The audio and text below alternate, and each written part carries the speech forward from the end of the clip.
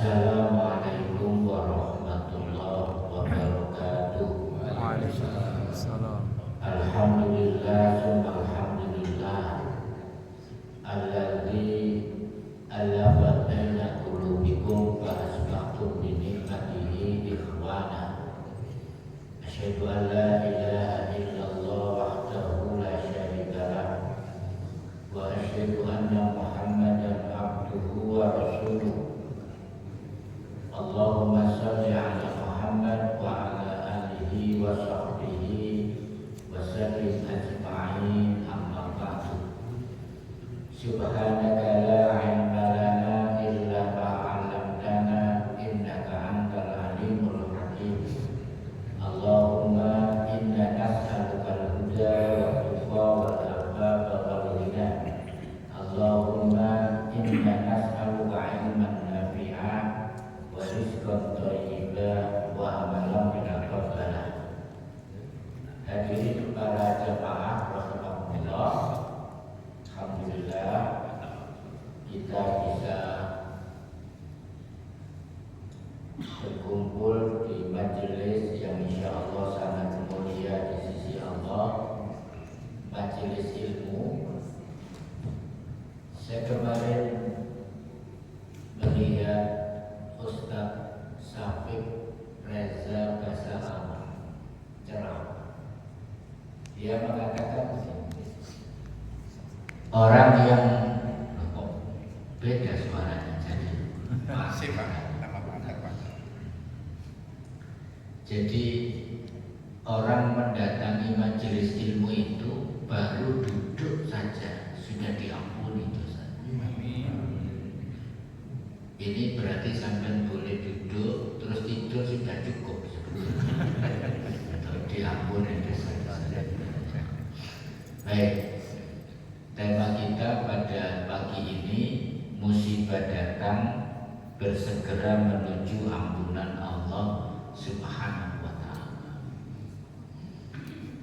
Materi kita berkisah kenapa di Republik ini terjadi musibah yang bertubi-tubi dan bagaimana solusinya.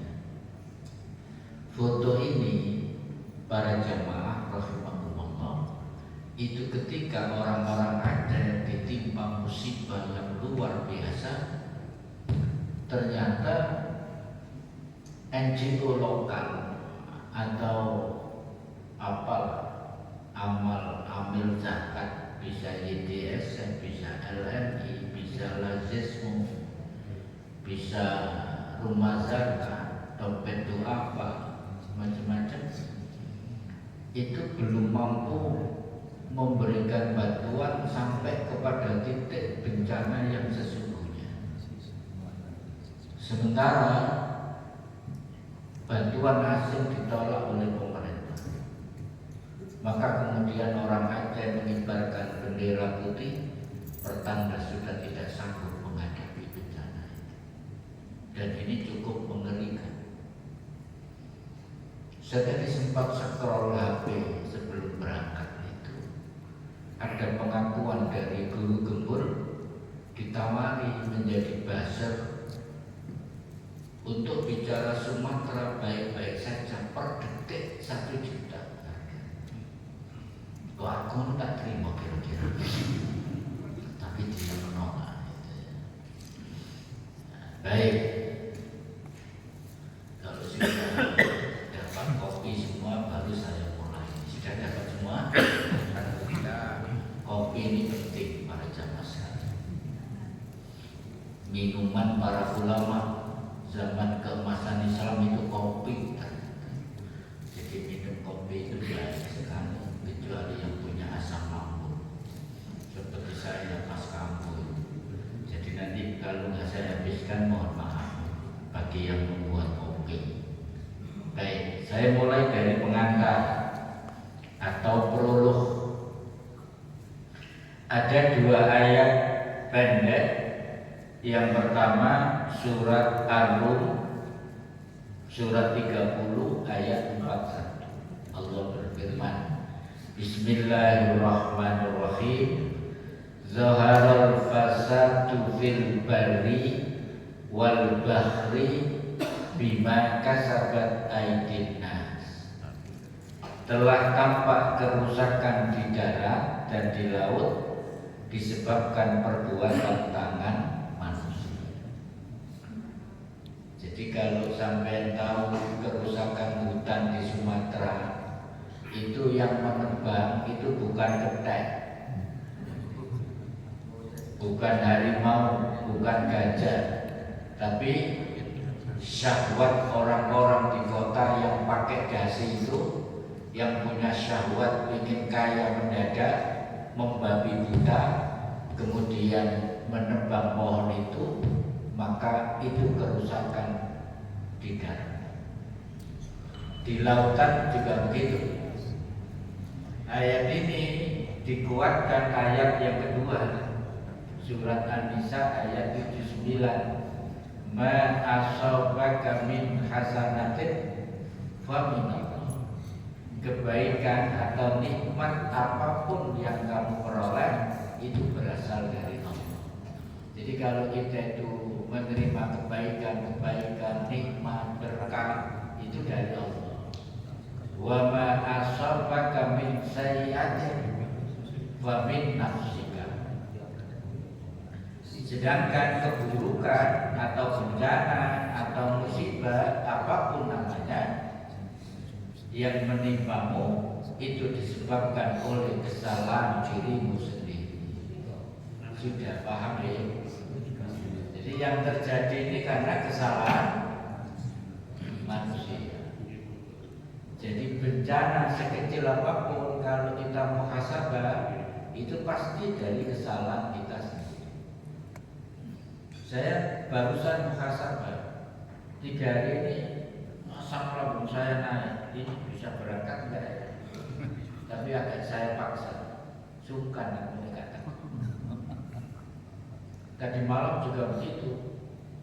Padahal siangnya kemarin di sini di panti, saya sudah mau pamit. Ternyata ada acara khusus, sungkan. Lalu saya muhasabah, kenapa asam lambung saya naik? 2 minggu terakhir saya tidak absen minum kopi terus. Diajak teman. Kopinya larang, Excelso itu. Nek murah gak asam lambung, justru mahal. Berarti gak boleh mahal-mahal. Baik, kemudian peringatan ini yang patut kita waspada. Judulnya jangan zalim. Allah berfirman di dalam surat Al-Anfal ayat 25, wattaqu fitnatan, dan takutlah kamu dari siksaan bencana. La tusibanna allazina zalamu minkum khassah. Yang bencana ini tidak khusus menimpa orang-orang zalim saja di antara kamu. Jadi memaknainya begini, para jamaah sekalian. Kalau sebuah entitas masyarakat, sebuah kampung, sebuah kabupaten, provinsi, negeri, ini populasi orang zalimnya, orang maksiatnya lebih banyak daripada orang baiknya. Ahli maksiatnya 5 juta misalnya, yang baik hanya 0,5 juta. Ini memenuhi syarat azab itu turun. Nah kalau azab ini turun, itu nggak dipilih. Wong sing api-api minggir kabeh nang liur. Ini saya mau mengazab orang Sidoarjo ini, nggak begitu. Tapi orang baik pun tergerus oleh bencana. Makanya takutlah akan terjadinya azab seperti itu. Kira-kira ayat ini maunya kemana Allah? Allah ingin mengatakan apa terhadap ayat ini? Karena kalau orang zalim populasinya lebih banyak daripada orang baik, muncul bencana, maka ini sebetulnya sedang bicara bagaimana kita harus membalik dengan konsep dakwah amar ma'ruf nahi munkar. Bagaimana kita berikhtiar populasi orang baik harus lebih banyak daripada populasi orang supaya tidak terjadi bencana. Nanti ke arah itu materi kita. Tapi kalau orang baiknya tambah lama tambah menyempit, masjid tambah kosong, pengajian tambah sedikit, kemaksiatan. Saya mungkin pernah memberi contoh di sini. Kalau nggak percaya sampai googling nanti. Judulnya Dusun yang Hilang. Atau ketik saja Legenda. 332 penduduk dikubur, Pak. Semua satu pun nggak ada yang hidup.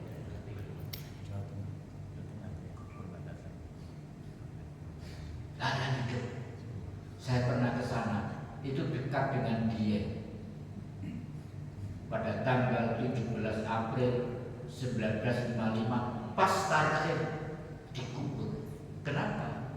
Di dusun itu tidak ada orang berbuat sama sekali, berbuat baik sama sekali. Tiap hari nangkap lengger, ada perjudian, ada minuman keras, ada perzinahan, bahkan incest. Bapak berzina dengan anak kandungnya, anak laki-laki berzina dengan ibunya, juga ada LGBT. Dikubur. Makanya dimanapun kemaksiatan itu dominan daripada kebaikan, siap-siap. Kok gak enak berdiri ini ceramah Nah baik para jamaah, kita mulai. Apa sih yang menjadi sebab munculnya bencana? Saya tampilkan 3 saja karena waktunya terbatas. Sebab-sebab terjadinya bencana. 1. Bencana itu turun disebabkan karena dosa manusia. Sayyidina Ali pernah mengatakan, "Manuzilal bala illa bidzambin." Tidaklah musibah itu akan turun kecuali karena dosa. Jelas. Wala rufi'al bala illa bitaubatin, dan tidak akan diangkat musibah bencana itu kecuali dengan taubat. Sehingga nanti bagian dari solusi terhadap supaya tidak terjadi bencana, taubat. Ucapan Sayyidina Ali ini dikuatkan oleh ayat ini, atau ayat ini dikuatkan oleh ucapan Sayyidina Ali. Wa ma asabakum min musibatin fabima kasabat aydin nas. Nanti saya kirim materinya ya ke jenengan yang baru punya cucu. Saya pikir masih muda sekali sudah punya cucu. Umur berapa ya? 50. Berarti anak perempuan. Pokoknya anak dari cepat punya cucu. Saya juga punya cucu. Kangen ini nanti jam 12 dipaksa, tiket sudah dibeli, cucu sudah menanti. Cucu itu memang kangen. Kalah baik, aku gak kangen sama istri saya kasih.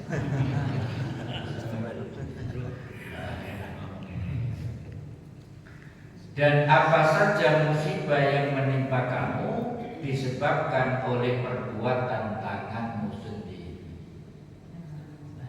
Jelas sekali. Karena dosa maksudnya. Tangan itu ditakwilkan karena pekerjaan tangan itu ya yang melakukan dosa. Ini yang pertama. Yang kedua, ini Pak, berkaitan dengan kita pagi hari ini.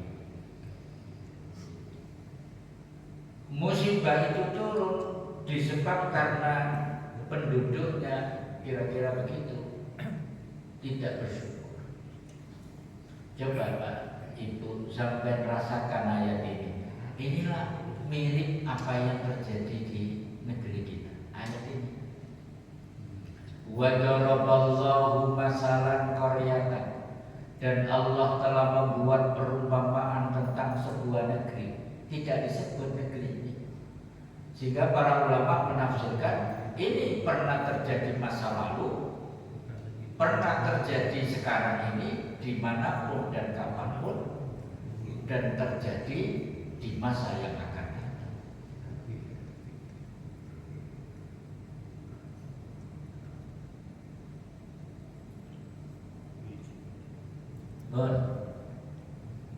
Negeri ini dahulunya aminatan mutmainnatan, aman, sentosa, aman, tentram. Jadi Allah membuat perumpamaan ini berarti ya wadoroba itu bukan tidak ada kasus seperti ini. Ya'tiha raghadam min kulli makanin, negeri sudah aman tentram, rezekinya datang kepadanya melimpah ruah dari segenap penjuru. Didatangkan rezekinya dari berbagai penjuru. Negeri wis aman, wis enak, rezekinya datang dari berbagai penjuru. Itu bisa dimaknai tanahnya subur, lautnya kaya akan hasil laut, dasar laut impor ada minyak, gunung-gunungnya penuh dengan tambang yang top, tambang emas, batu bara, timah, nikel. Sampai tahu Pak, emas kita itu dari Papua itu di kapal-kapal ditaruh di Gresik, namanya smelter. Di situ dipisahkan emas murni dan limbah, dimasukkan ratusan ribuan ton, dan itu menteri saja nggak bisa ngintip dari pintu gudang. Kemudian dibangun pelabuhan yang super canggih, lebih canggih dari Perak, di Gresik, namanya JP. Inilah tempat untuk mengangkut emas kita ke Amerika. Dan kita hanya diciprati trik, kita sudah cukup puas karena kita memang bangsa yang baik dan bangsa yang dermawan. Itu belum bicara nikel, Pak. Nikel itu Indonesia penghasil nikel tertinggi di dunia. Statistiknya itu, kalau ini statistik ya, Indonesia sekian nikelnya, negara lain sekian tambah itu. Selisihnya itu berpuluh-puluh kali lipat. Nikel ini juga dibawa semua ke Cina. Cina kemudian bikin motor, mobil listrik pakai baterai. Baterai itu bahan utamanya nikel. Cina. Ketika Elon Musk bikin mobil apa Pak? Tesla. Cina mau bikin, ditertawakan sama Elon Musk. Bisa apa Cina? Tapi sekarang ada pabrik otomotif namanya BYD. Itu memproduksi mobil 20 kali lebih banyak daripada Elon Musk. Dan mobil itu sudah murah dan banyak berkeliaran di Rio. Di Sidoarjo saja ada dealernya BYD. Api mobilnya. Aku kepingin tapi gak bisa tunggu.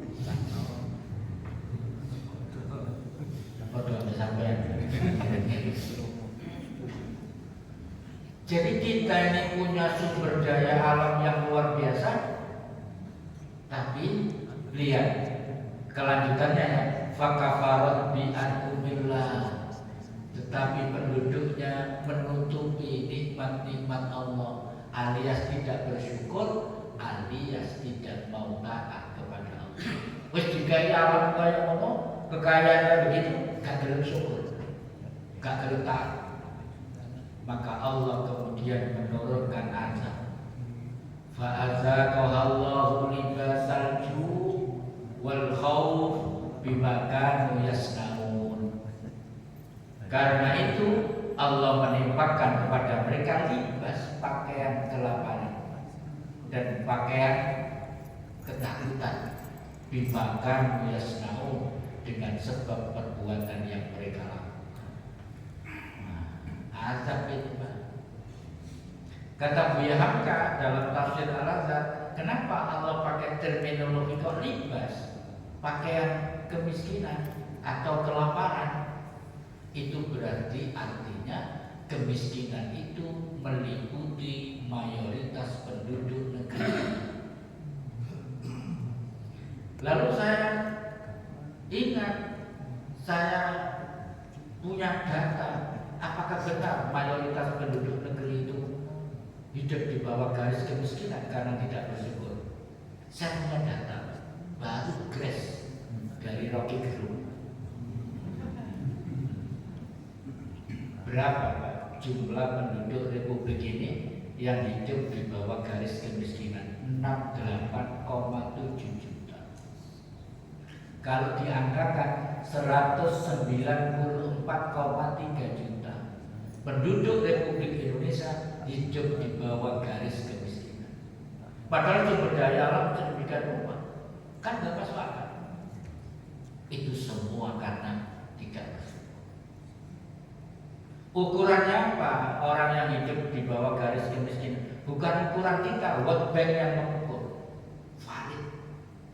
Kalau ada orang bekerja 1 hari di Republik ini gajinya kurang dari 2 US dollar, $1 berapa Pak? 16. Ya, saya lama nggak main dolar ini jadi nggak tahu. 16. Gayanya, Pak Odiro ini gayanya.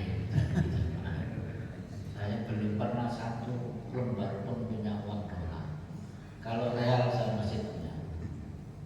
Umroh kemarin saya dikasih orang 300 real. Sampai Pak orang pun tak terima enggak ini jenenge real tak sahut aja. Ini saya utuhkan, enggak saya sentuh, saya tabung di rumah. Baik, ini berangkat umroh mana jangan sampai. Baik, saya lanjutkan. Jadi ada Pak Bu orang Indonesia yang bekerja 1 hari pulang pagi sampai sore, itu kurang dari 32 hari. Dan saya menyaksikan, saya sering ketumpak. Ditumpang kayak ibu silong ini, ngambil isi plastik. Plastik ini lubang atas, lubang bawah, diisi tanah. Kalau sudah ngumpul 1000 dibuaris 100 sampai 1000. Setelah selesai ngisi plastik ini, lalu diisi bibit. Kalau terong ya terong, lombok ya lombok. Kalau sudah digembor, digembor, disiram, pakai siram yang kecil-kecil. Saya tanya, jenengan berangkat jam pinten, mantuk jam pinten Bu? Saya mulai jam 6 Bapak, mantuk jam 5.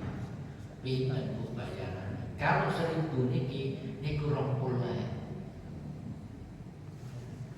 Dia alhamdulillah cekap, kayak beras 1 kilo, sayur, gelau cekap. Tapi saya berpikir kalau hanya segitu dia nggak mungkin bisa menyekolahkan anaknya sampai perguruan tinggi.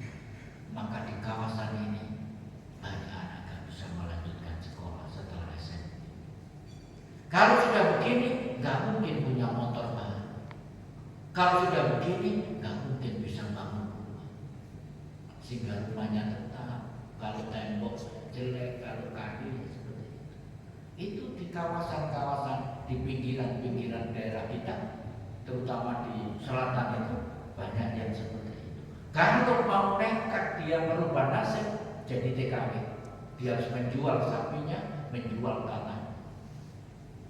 Kemudian kalau sampai sana diperkosa, na'udzubillah, mulai Banyuwangi, Jember, Lumajang, sampai Pacitan. Ngeri Pak, ngeri. Aku melu sedih kan diterapkan ini kan. Di beban berat badan saya turun 2 kilo bikin TKW. Saya sering Pak ngisi TKW itu Pak. Di Munduran ada penampungan. Jadi ada istri meninggalkan suaminya, suami meninggal istrinya, meninggalkan istrinya. Ada yang masih perawat. Apa kata pengelola?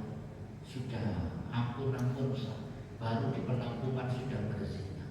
Kenapa? Ya dia meninggalkan suaminya 7 bulan belum berangkat kadang setahun. Dia meninggalkan istrinya, ketemu podo-podo butuh nih, terjadilah transaksi. Dan itu kebijakan yang sangat buruk. Dan yang menjadi korban adalah anak-anak bangsa dan itu umat Islam. Kalau saya jadi presiden nanti 2029, kebijakan ini saya hapus. Amin.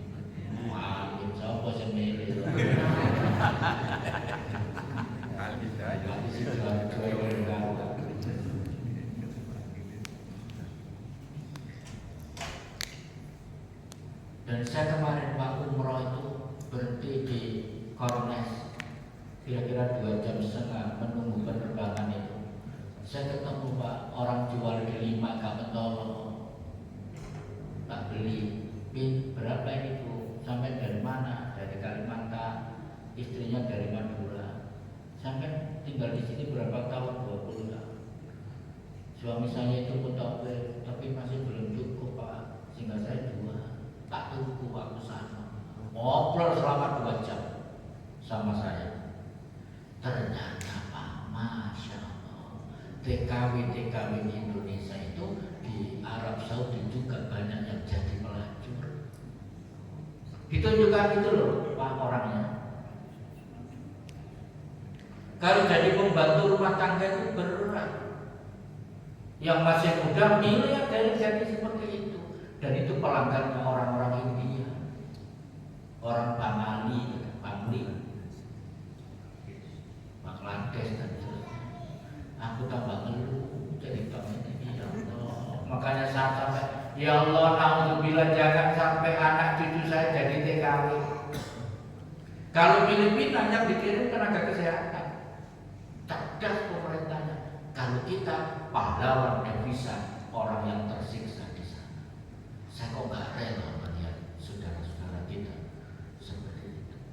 Kenapa ini terjadi? Padahal alam kita ini kaya raya, tapi penduduknya sampai lari ke luar negeri cari rezeki. Apa gak keliru?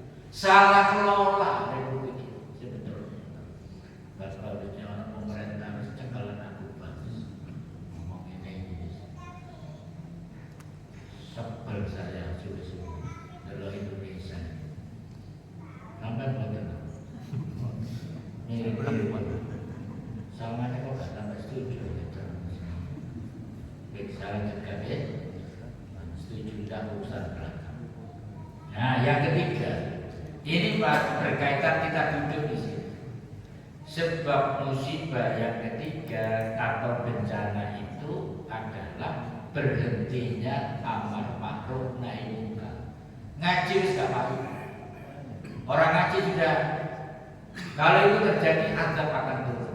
Tapi alhamdulillah masjid ini masih banyak. Berarti kira-kira wiyung ini sik suwe. Sampai perhatikan. Padahal ini dimulai dengan qasam, sumpah. Itu berarti penting. Walladzi nafsi biyadihi. Demi Tuhan yang jiwaku berada di genggamannya, kata Nabi. La ta'murunna bil ma'ruf wa la tanhauna 'anil munkar. Benar-benarlah kalian melakukan aktivitas amar ma'ruf nahi munkar. Jangan sampai tidak. Amar ma'ruf itu sayap pesawat sebelah kanan, nahi munkar sebelah kiri. Ini kalau tidak dilakukan, pesawat ini nggak bisa take off. Nah sekarang kita sudah sedang melakukan sayap kanan, ya. Apa ini? Amar ma'ruf. Saya ngomong sampai mulu, sampai muncrat ini itu deh.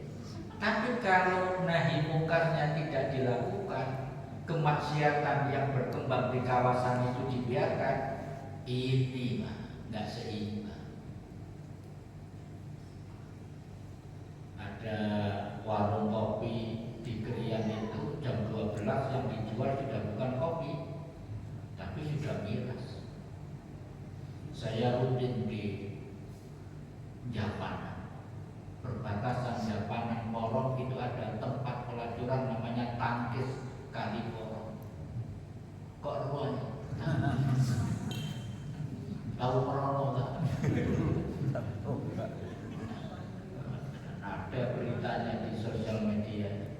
Makanya Porong dianggap dulu karena itu sudah bertahun-tahun dibiarkan, muncul Lapindo. Sampai hari ini juga belum tuntas. Itu. Nah, kalau amar ma'ruf nahi munkar berhenti, au itu maksudnya, atau kalau tidak kamu lakukan, maka diazab. Ada azab kolektif, ada azab personal. Azab kolektifnya, la yushikannallahu ayyam asa'alaikum iqaban min indi. Allah benar-benar dalam waktu dekat akan mengirimkan siksa dari sisinya. Jadi bencana itu salah satu sebabnya adalah umat Islam enggan amar ma'ruf nahi munkar. azab personal pribadi. Summa la tad'unna fala yustajabu lakum. Kemudian kalian mengangkat tangan berdoa kepada Allah siang dan malam. Doa itu tidak diijabah oleh Allah. Doa gak mati. Kenapa? Karena di kawasan itu banyak maksiat. Kenapa Pak berdoa di tanah suci Pak Ustaz? Apa alasan?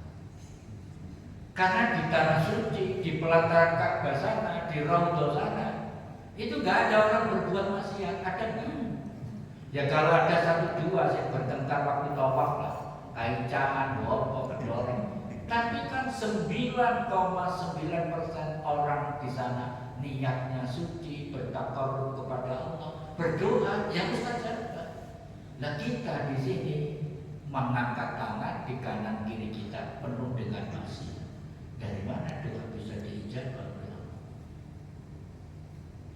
Jadi kalau doa kita nggak mandi, itu salah satu sebabnya bukan kita tidak baik, tapi lingkungan kita yang tidak baik. Maka disinilah perlu ikhtiar amar ma'ruf nahi munkar. Untuk merubah populasi orang baik harus mayoritas, populasi orang buruk harus minoritas. Nah peran masjid jadi penting di sini. Kemarin agak gelisah, istri saya bilang, "Lah ya pino kampung itu saiki rondo-rondo itu padha ngumpul karaoke." Ya.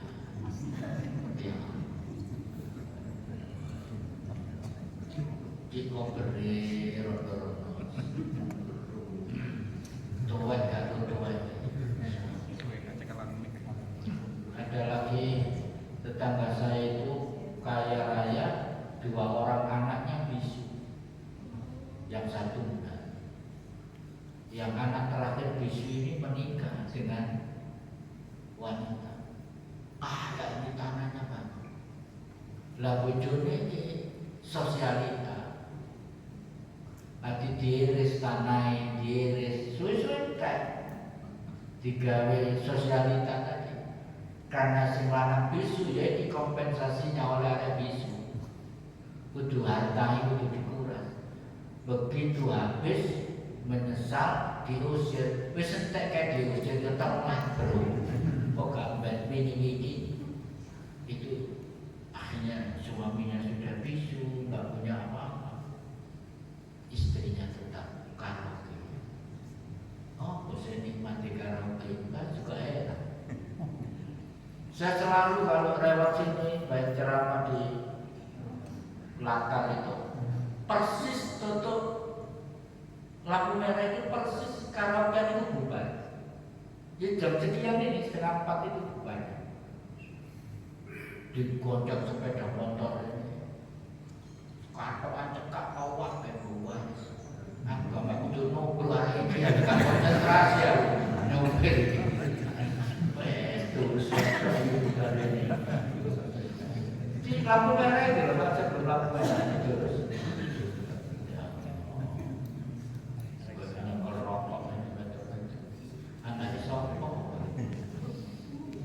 Saya yakin bukan anak sini masih ke sana.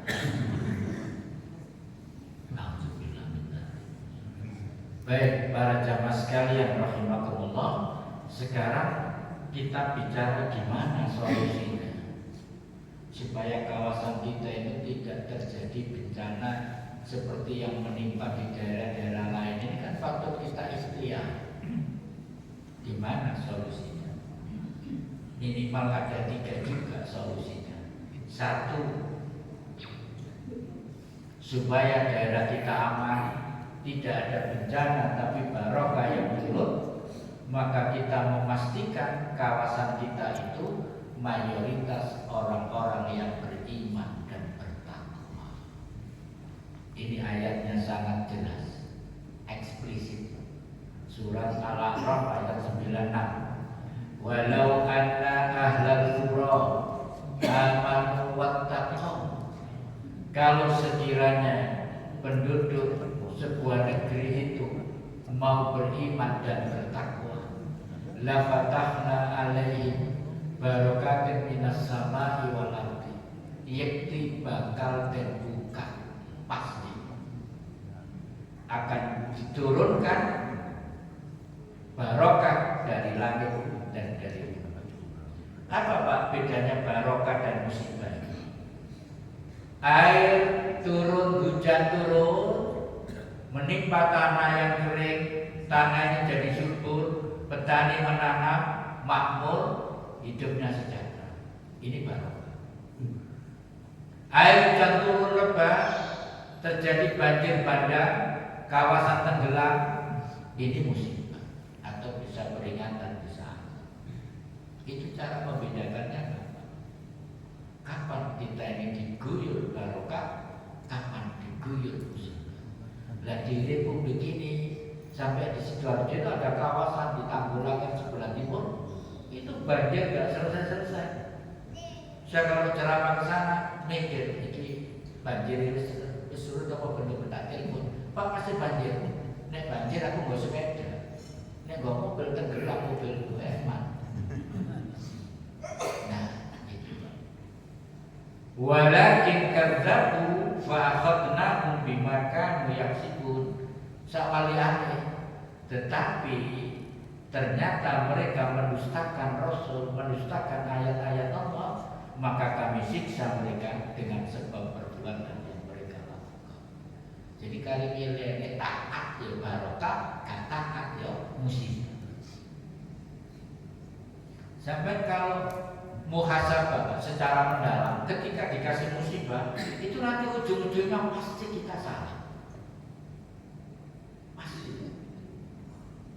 Dan termasuk kesalahan kolektif di Republik ini, tidak ada satupun pejabat yang punya kesadaran bahwa ini karena perilaku penduduk Republik ini, sehingga tidak ada yang bicara taubatan nasional.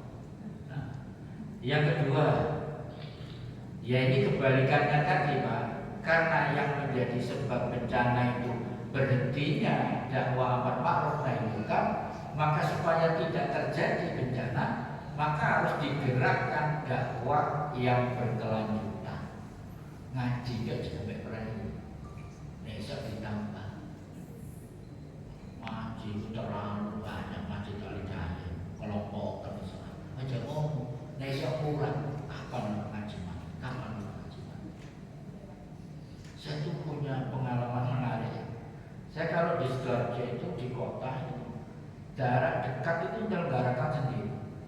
Pondok Mutiara itu dekat dengan Pangkansari, dekat dengan Puncak. Ini ngadakan sendiri.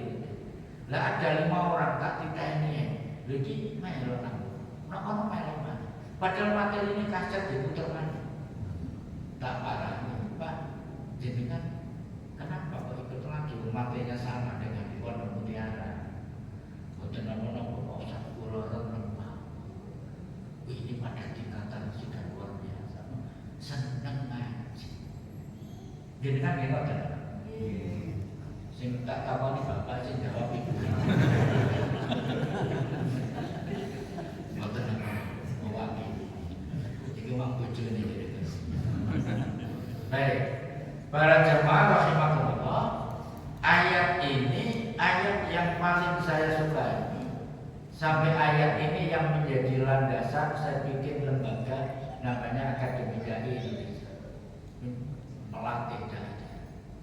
Coba sampai perhatikan ya. Wa ma kana al-mu'minuna liyanfiru kafah. Tidak sepatutnya orang-orang mukmin itu pergi semuanya untuk berjihad, berperang. Jadi perang kafir malah nggak baik gitu. Falaula nafara min kulli firqatin minhum ta'ifatun liyattafaqahu fid-din. Mengapa tidak sebagian dari tiap-tiap golongan di antara mereka tinggal bersama Rasulullah untuk memperdalam ilmu agama, tafaqquh fid-din. Jadi jangan perang semua, maksudnya ayat ini. Harus ada sekelompok orang taifah yang tafaqquh fid-din, belajar serius agama. Ayat ini bicara hendaknya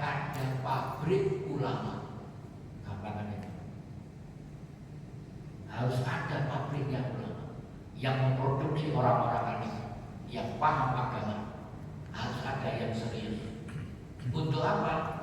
Waliyunziru qaumahum idza raja'u ilaihim, dan memberikan peringatan kepada kaumnya apabila mereka sudah kembali dari berjihad, berjuang yang tidak sempat menuntut ilmu agama. La'allahum yakhbarun, agar mereka bisa menjaga diri. Kesimpulannya begini, harus ada pabrik ulama, kiai, ustaz yang memberikan peringatan kepada publik untuk menjaga moralitas anak bangsa, agar pejabat itu mendapatkan pelajaran kemudian jujur, tidak korupsi, agar pedagang itu mendapat pelajaran tidak riba, tidak menipu, agar istri-istri itu berbakti kepada suami, agar anak-anak itu berbakti kepada Allah, berbakti kepada kedua orang tua. Harus ada yang konsentrasi memikirkan itu, gitu. Ini namanya dakwah yang berkelanjutan. Kalau keluarga itu baik, menyebabkan masyarakat baik. Kalau masyarakat baik, pasti negeri itu baik. Kalau negeri itu baik, pasti barokah yang turun, bukan atau. Understand? Gitu Pak. Ceritanya ini begitu. Nah ini belum tercapai cita-cita itu. Sehingga saya itu kadang-kadang mikir tidak koyo kampung ini gak direken wong belas. Pas ngaji mandu toh mari. Makanya Kiai Haji Mustafa Bisri sampai mengkritik. Kalimatnya begini, saya itu tersinggung dengan ayat-ayat Al-Quran ini, sangat tersinggung. Ketika ayat-ayat bicara orang mukmin, karakteristik orang mukmin, ciri itu nggak ada pada diri saya. Tetapi ketika ayat-ayat itu bicara tentang orang kafir, orang munafik, kok persis saya tersinggung dengan ayat-ayat. Ketika banyak orang bicara ucapan-ucapan Nabi yang disampaikan, tapi kelakuannya kayak Abu Jahal, kayak Abu Lahab, saya tersinggung dengan Al-Quran. Itu saja yang ketika mengamalkan. Antara ucapan dan perbuatan itu tidak sama. Dan proses munafiki diri di negeri ini terlalu banyak sehingga Allah bosan. Akhirnya diturunkan azab. Mudah-mudahan di Surabaya tidak. Gak kuat Pak kalau kita dikasih azab seperti aja. Seperti Sumatera, nggak sanggup. Bayangkan Pak, sampai ada buku yang saya baca, fikih bencana, fikih kebencanaan. Bagaimana Pak, seorang yang rumahnya habis, anaknya hilang, istrinya hilang, tinggal sendirian pakai bajunya najis. Di mana ibadahnya? Dibahas dalam fikih kebencanaan. Ada orang yang seperti itu, gak punya, istrinya tenggelam, anaknya tenggelam, hartanya tenggelam, bantuan gak datang. Gimana Pak kira-kira kalau itu terjadi? Putus asa. Dan orang ini belum tentu buruk di situ, tapi karena mayoritas buruk, dia ikut tergerus. Nauzubillah. Makanya mumpung belum, mari kita cegah, jangan sampai bencana itu timbul. Dengan yang pertama tadi, apa yang pertama tadi Pak? Iman dan takwa.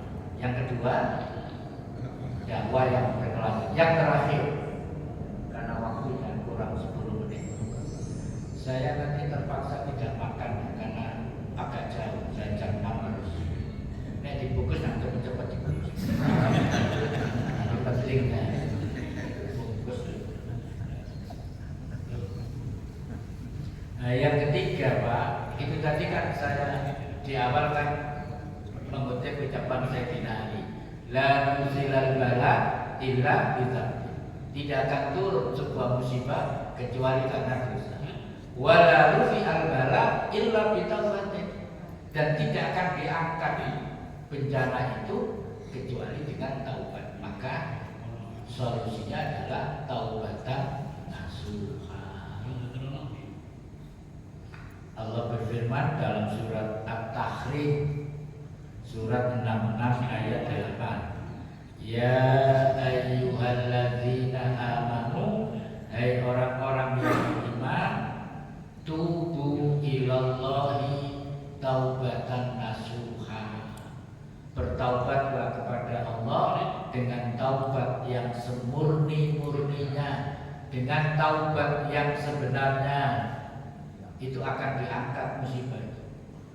Taubat yang murni itu cirinya satu, menyesali dosanya atau kesalahan,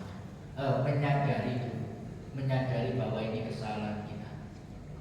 Dua, menyesal sekali, ini karena dosa. Yang ketiga, berjanji tidak mengulangi. Ya Allah, hamba berjanji tidak akan mengulangi perbuatan yang sama. Yang keempat, ya istighfar, simbol taubat. Astagfirullahaladzim wa atubu ilaih. Yang kelima, menutupi perbuatan yang buruk di masa lalu dengan perbuatan yang lebih baik. Innal hasanati yudhibnas sayyi'at. Sesungguhnya perbuatan baik itu bisa menutupi perbuatan yang buruk. Jadi kalau sudah bertaubat, apa janji Allah? Asa itu Pak, itu beda makna, beda yang mengucapkan. Kalau hamba yang mengucapkan mudah-mudahan, tapi kalau Allah kepastian. Jadi kalau hamba-hamba kita ini hamba Allah mau taubatan nasuha, asa rabbukum ayyukaffir ankum sayyi'atikum. Mudah-mudahan pasti Rabbmu, Tuhanmu akan menutupi kesalahan-kesalahan. Wa yudkhilakum jannatin, dan memasukkan kamu ke dalam surga. Surga itu tajri min tahtihal anhar, mengalir di bawahnya sungai-sungai. Jadi taubat itu bisa mengangkat bala, musibah, bencana. Juga taubat itu ada jaminan masuk surga. Terakhir, para jemaah sebagai penutup, kekuatan istighfar. Apa kekuatan? Jangan remehkan dengan istighfar. Ayat ini mengandung kisah sebetulnya. Jadi ada ulama tabi'in namanya Hasan al-Basri. Ulama ini ketika duduk bersama muridnya yang masih muda, ada tamu yang bergantian datang. Tamu pertama itu sambat. Wahai saya, di mana daerah kami ini nggak turun hujan. Petani-petani mengalami kekeringan, nggak bisa menanam, sehingga daerah kami terjadi paceklik yang berkelanjutan. Mbak ya tolong didoakan agar turun hujan. Kata Hasan al-Basri, ya wis sampai pulang, banyak-banyak istighfar ya. Wis menurut. Tamu kedua datang. Wahai saya, kami ini hidup miskin, fakir, nggak punya apa-apa. Bahwa saya ini didoakan agar tidak terlalu fakir miskin. Ya wis sampai mulai. Sing akeh-akeh istighfar nggih, ngorok tok. Tamu yang ketiga. Wahai saya ini sudah lama menikah tapi belum diberikan keturunan seorang anak. Mohon doanya agar kami segera punya keturunan. Jawabane pancet, ya wis mulya sing akeh-akeh istighfar. Ngorok tok. Yang terakhir, orang miskin yang tidak punya satu petak tanah pun dia tidak punya. Bahkan untuk membangun gubuk kecil dia nggak punya, minta doa. Podo jawabannya. Wis istighfar ya. Murid yang nyeletuk. Baik saya, pertanyaannya beda-beda. Jawabannya kok ngeruntik istighfar. Rada protes Akhirnya Hasan al-Basri bereaksi, itu bukan sekedar jawaban, wahai di sana. Coba kamu buka, sekarang buka surat Nuh, surat nomor 71 ayat 10 sampai 12. Ini dasar istighfar dibaca oleh muridnya itu. Fakultu istaghfiru rabbakum innahu kana ghaffara. Mohonlah ampun kepada Tuhan, sesungguhnya Dia Maha Pengampun. Baru yursilis samaa alaikum midrara. Jika kamu mohon ampun, niscaya Dia akan menurunkan hujan yang lebat dari langit kepadamu. Orang pertama sudah terjawab, hujan, tanahnya subur. Yang kedua, wa yumditkum bi amwalin, memperbanyak harta. Orang kedua yang miskin terjawab, hartanya diperbanyak karena rajin istighfar, rajin taubat. Makanya ibu nek pingin soge ngake-ngake istighfar. Nolak hari ini istighfar mati langsung soge. Ya gak ngono bro, jangan cepet soge. Baru yang ketiga, wabanina dan anak-anak. Orang ketika terjawab minta anak, akhirnya diberikan seorang anak. Baru yang keempat, wa yaj'al lakum jannatin wa yaj'al lakum anhara, serta mengadakan kebun-kebun untukmu dan sungai-sungai. Diberikan sepetak, 2 petak tanah, bahkan Allah yang menurunkan sungai itu, bukan kita awalnya yang bangun sungai, Allah. Sehingga mereka punya tanah, bisa digarap, bisa hidup. Intinya fadilah istighfar itu ada 4, yaitu apa? Hujan kalau kekeringan, harta yang banyak, anak yang banyak, tanah. Tapi nek kakean tas istighfar anak wakil aja. Aja, no. Saya itu anak saya katanya ibu saya 5 itu banyak. Kok ada temen saya anak ini menisok manusia apa awakmu iki? Ih, mene tak tinggali apa anakku ibu kadang-kadang. Tak tinggali ilmuwan. Baik para jamaah sekalian, ada pertanyaan? Kalau ada mau, ada waktu 5 menit. Kalau nggak ada, saya langsung 14 ya. Bapak Ibu, dimanfaatkan waktunya untuk bertanya dari materi yang beliau sampaikan yang dahsyat ya, tentang bagaimana musibah ini akan mendatangkan akan bisa kita selesaikan ketika kita taat kepada Allah, takwa, dan menuju ke sana harus menyadari banyaknya dosa-dosa yang kita lakukan. Dosa yang kita lakukan secara pribadi maupun terstruktur dari masalah itu ya. Jadi sehingga banyaknya menyimpang dari hukum-hukum Allah, perintah Allah adalah mendatangkan musibah. Bisa kita lakukan mulai dengan istighfar dan segera kita mulai menyadari dosa-dosa itu untuk secara keseluruhan. Banyak juga harus dilakukan amar ma'ruf nahi munkar kepada para pengambil kebijakan yang zalim, yang lupa akan dosa-dosa yang telah dilakukan sehingga mengakibatkan banyaknya kerusakan dan bencana yang bertubi-tubi. Kesadaran ini harus kolektif, dimulai dari masjid-masjid hingga terdengar sampai ke istana-istana mereka yang mengambil kebijakan sehingga sadar kembali kepada jalan Allah, menerapkan hukum-hukum Allah. Insya Allah barokah dari langit dan bumi akan turun, karena sudah jelas ayatnya, zaharul fasadu fil barri wal bahri bima kasabat aydin nas. Dengan datangnya bencana kerusakan itu karena dilakukan ulah-ulah tangan manusia. Kalau kita yang melakukan kerusakan mungkin dampaknya ya diri kita, orang sekitar kita. Tapi ketika kerusakan, kebijakan salah diambil oleh penguasa mengenai seluruh penduduk negeri ini, kopi yang jumlahnya hampir 300 juta. Maka disinilah pentingnya peran utama untuk mengingatkan mereka, mengingatkan, mengkritik dengan benar, itu karena bentuk cinta, bentuk kasih sayang agar selamat di dunia wal akhirah. Jangan di mana yang lain karena kebencian. Insya Allah tidak, betul beriman itu.